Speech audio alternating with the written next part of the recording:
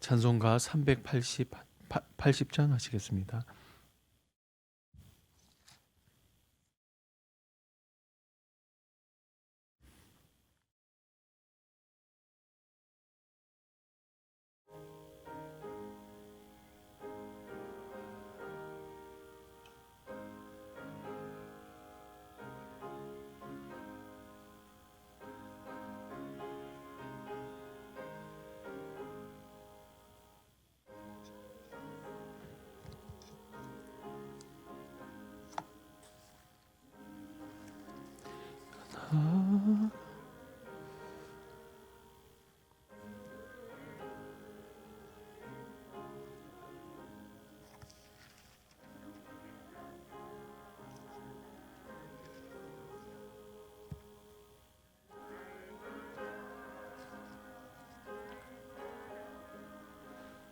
주를 찬송하겠네.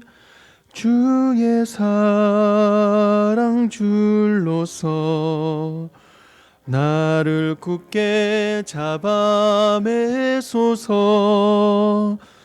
괴로운 세상 지낼 때 나를 인도하여 주소서. 주를 믿고 나가면 나의 길을 잃지 않겠네. 날마다 주를 찬송하겠네. 주의 사랑 줄로서 나를 굳게 잡아 매소서. 세상 살아갈 때에 주를 더욱 사랑합니다. 밝고 빛난 천국에 나의 영혼 들어가겠네. 날마다 주를 찬송하겠네. 주의 사랑 줄로서 나를 굳게 잡아 매소서. 아멘.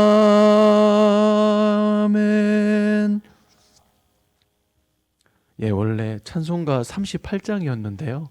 제가 공을 하나 더 붙이는 바람에 380장이 됐습니다. 예, 순간 이 새벽 안개보다도 더 부옇게 제 마음이 좀 됐었는데, 오늘 말씀 본문을 다 같이 한번 읽도록 하겠습니다. 오늘 큐티 본문이고요. 역대상 7장 1절에서 19절 말씀입니다.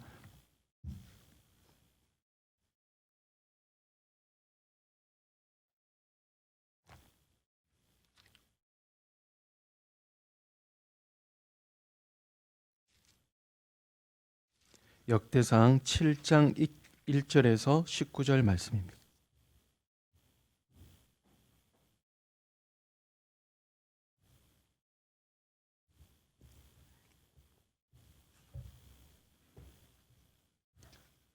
예, 오늘 큐티 본문이 역대상 7장 1절에서 19절 맞는 거죠? 예. 찬송가에 지금 실수가 굉장히 좀 치명적인 것 같습니다.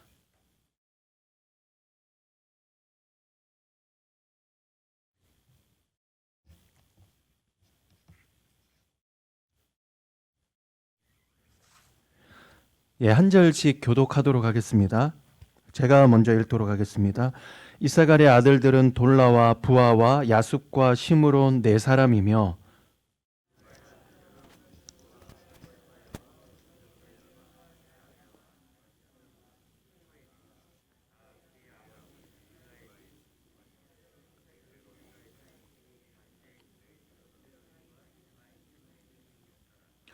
우시의 아들은 이스라히라요, 이스라히라의 아들들은 미가엘과 오바댜와 요엘과 이시야 다섯 사람이 모두 우두머리며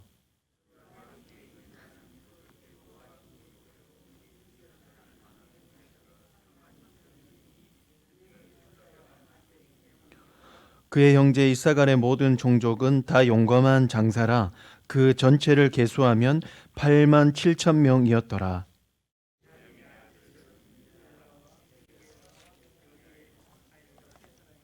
벨라의 아들들은 에스본과 우시와 우시엘과 여리목과 일이 다섯 사람이니 다 그 집의 우두머리요 큰 용사라. 그 계보대로 계수하면 2만 2,034명이며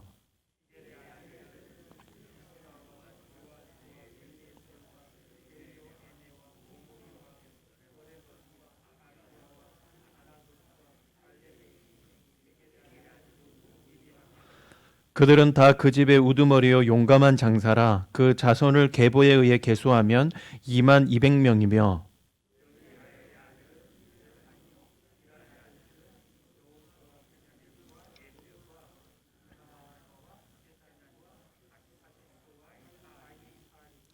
이 여디아엘의 아들들은 모두 그 집의 우두머리요 큰 용사라. 그들의 자손 중에 능히 출전한 만한 자가 17,200명이며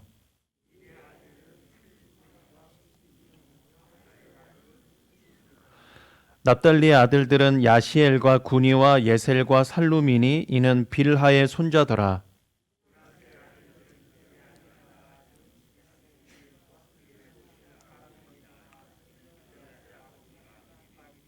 마길은 훔밈과 숨밈의 누이 마아가라 하는 이에게 장가들었더라. 므낫세의 둘째 아들의 이름은 슬로보앗이니 슬로보앗은 딸들만 낳았으며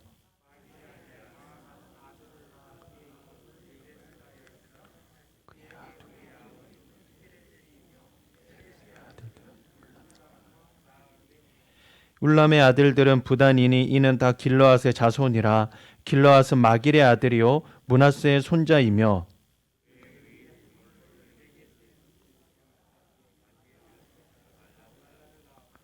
다 같이 읽습니다. 시작. 스미다의 아들들은 아히안과 세겜과 리키와 아니암이더라. 아멘. 이름들이 다들 어려워가지고 읽기가 참 쉽지 않으셨죠? 오늘 말씀 제목은 하나님 나라의 큰 용사들이라는 제목입니다. 우리가 묵상하고 있는 그 역대기 상은 그 족보가 아주 많이 나옵니다. 1장부터 9장까지 쉴 새 없이 족보가 계속 나오는데요. 아담에서부터 시작을 해서 이스라엘이 12족장 그리고 사울의 족보까지 이어지는 것이 역대기상 거의 전반기라고 할 수 있습니다. 어떤 사람은 이 역대기상의 전반전을 거의 족보 세트라고 별명을 지어주기도 하거든요. 청소년들에게 족보 세트라고 하면 아마 10중 8구는 먹는 걸 생각을 할 겁니다. 족발 보쌈 세트를 줄여서 족보 세트라고 청소년들이 많이 하는데요. 역대기에는 왜 이렇게 족보가 많이 나올까요? 이제껏 새벽 예배에서 다른 목사님을 통해서 아마 그 이유를 들으셨을 겁니다. 역대기서는 포로에서 돌아온 이 유다 백성들을 대상으로 쓰여진 책이라고 할 수 있습니다.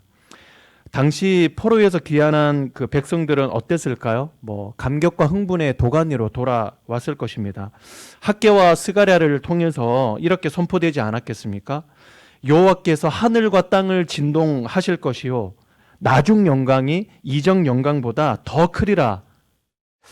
이제는 강대국의 종살이에서 벗어나서 우리 민족의 부흥을 한번 봐야 되겠다라고 하는 어떤 생각으로 흥분으로 가득 찼을 것입니다. 하지만 기대가 클수록 실망도 큰 것일까요? 시간이 갈수록 현실은 녹록지 않다는 것을 발견하게 됩니다. 성전을 재건하려니 주위에 있는 나라들에서 계속 그 방해가 들어옵니다. 또 경제적으로 정치적으로도 계속해서 악화됩니다. 하나님이 하늘과 땅만 진동하시는 것이 아니라 이 유다 민족까지도 막 흔드는 것 같습니다. 이 사이에 사람들은 점점 용기를 잃어가고 신앙적으로 무기력해져가는 지금 그런 시기라고 할 수 있습니다.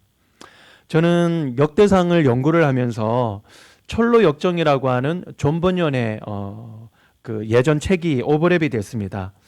한 크리스천이 멸망의 도시를 떠나서 하나님 나라로 가는 여정을 기록한 책이 바로 이 철로 역정 아니겠습니까? 무거운 짐을 안고 막 고생을 하다가 한순간에 이렇게 막 외칩니다. 도대체 어떻게 해야 된단 말입니까? 막 이렇게 소리를 칩니다. 이것은 역대기 당시의 백성들과 그리고 이 철로 역정을 쓴 존 번영과 오늘날 믿음의 길을 걸어가는 우리들의 탄식이 아닐까라고 한번 생각을 해보게 됩니다. 역대기상의 족보 이야기는 이런 탄식에 대해서 답을 하는데요. 어떻게 답을 하느냐면 바로 정체성이라는 그런 단어로 답을 하는 그런 내용이라고 할 수 있습니다. 현실이 막 실타래가 엉킨 것 같이 막 복잡하고 막막할 때 그것을 풀 수 있는 이 실마리는 정체성에 있다라는 것입니다. 반대로 정체성이 분명하지 않을 때 우리에게 돌아오는 것은 결국 실망과 절망이라는 것을 우리에게 알려준다는 것이죠. 오늘 본문에서 우리에게 알려주는 이 정체성은 무엇입니까? 큐티 제목처럼 하나님 나라의 큰 용사들이라는 것이 우리들의 정체성이라고 하는 겁니다. 오늘 본문에 나오는 이 지파는요, 이사갈, 그리고 베냐민, 납달리, 므낫세, 이 자손들이라고 할 수 있는데요. 여러분, 이 지파들의 이름은요, 참 부끄러운 이름이라고 할 수 있습니다. 왜 그럴까요? 이스라엘이 이 북이스라엘과 그리고 남유다로 갈리게 됐을 때 북이스라엘에 소속된 지파들이었거든요. 북이스라엘은 우상숭배와 음행으로 완전히 망했던 그런 나라였습니다. 그래서 일찍이 아수르에 의해서 망해가지고 포로로 끌려갔던 그런 지파들 아니겠습니까? 본문에서는 이들을 어떻게 묘사하고 있습니까? 2절에 보니까요, 대대로 용사였다 라고 말씀을 하고 3절 모두 우두머리였다. 그리고 5절 다 용감한 장사다 라고 이야기를 하고요. 이어지는 내용에서도 우두머리요, 큰 용사요, 큰 용사요 라고 하는 내용들이 계속 이어지는 것을 우리가 볼 수 있습니다.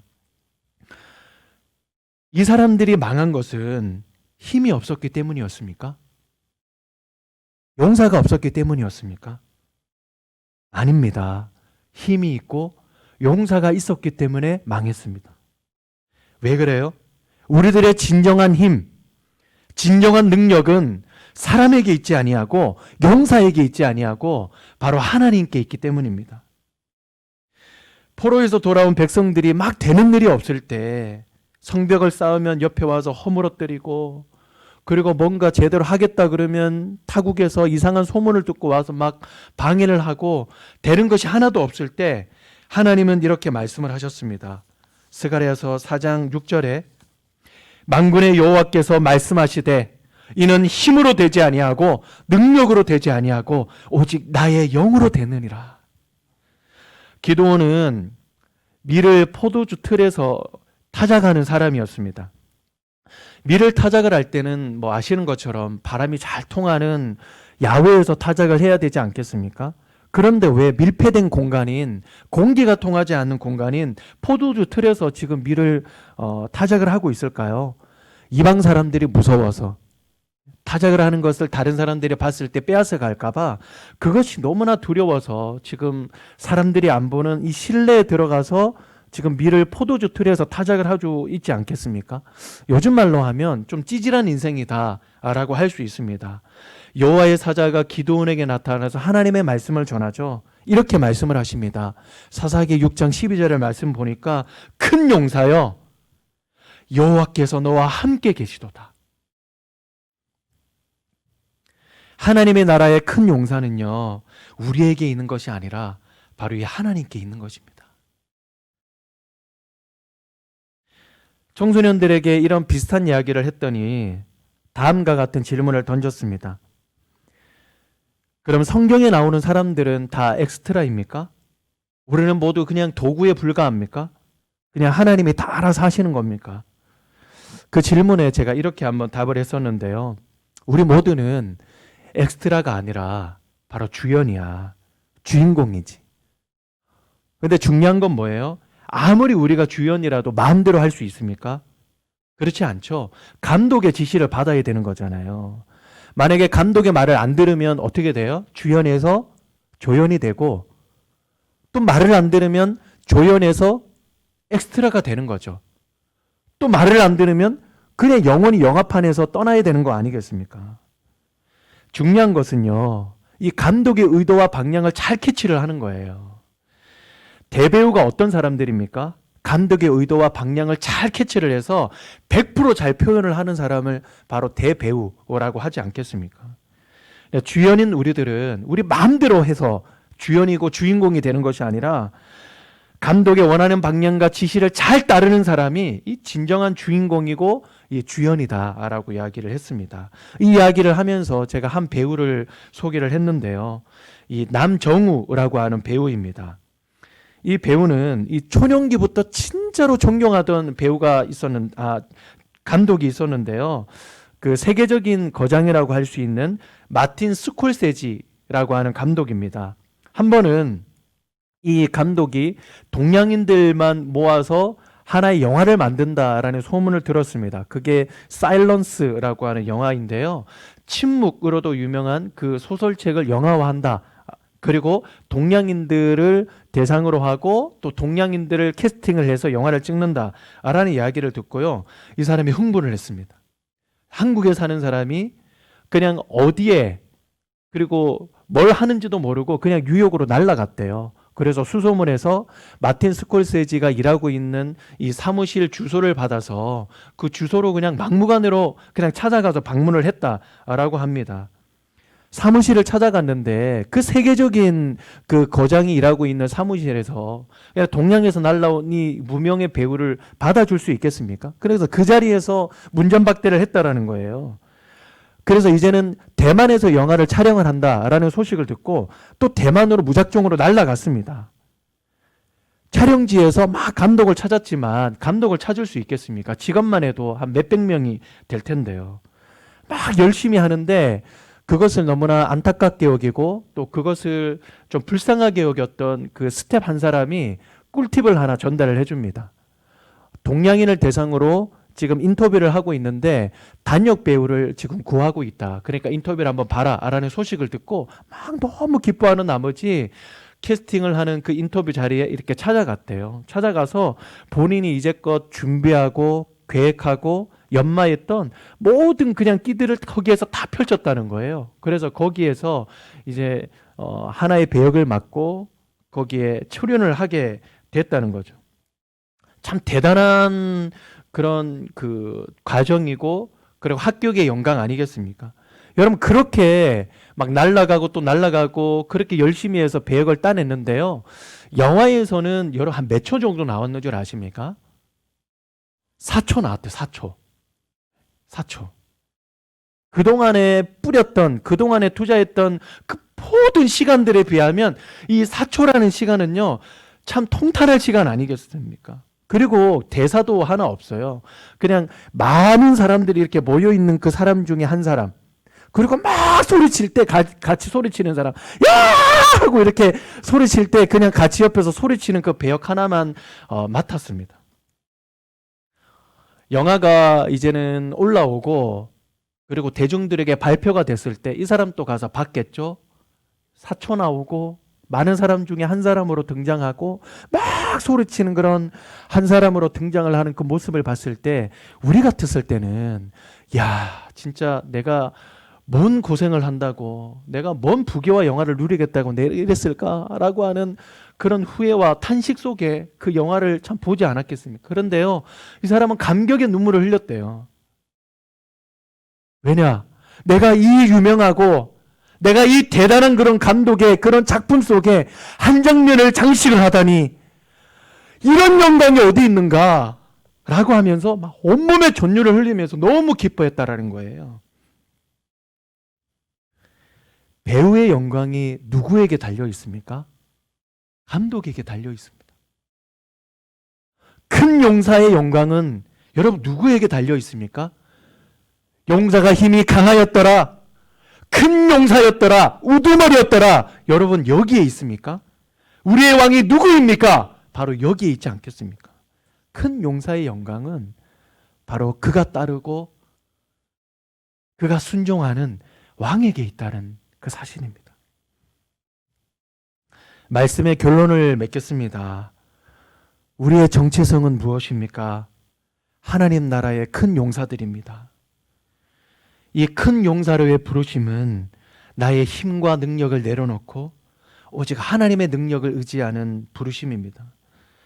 이 부르심은 왕이 바로 우리 하나님이다 라고 하는 이 감격하는 부르심입니다. 역대상의 클라이막스가 어디에 있죠?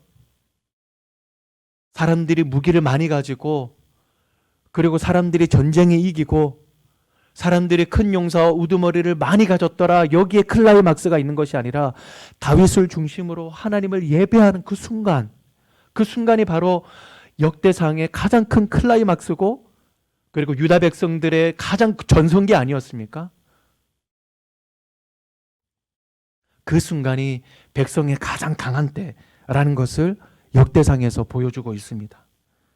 이 새벽 우리를 큰 용사로 부르시는 이 하나님의 넓이와 길이와 높이와 깊이에 매료될 수 있는 그런 시간이 될 수 있도록 함께 기도하기를 원합니다.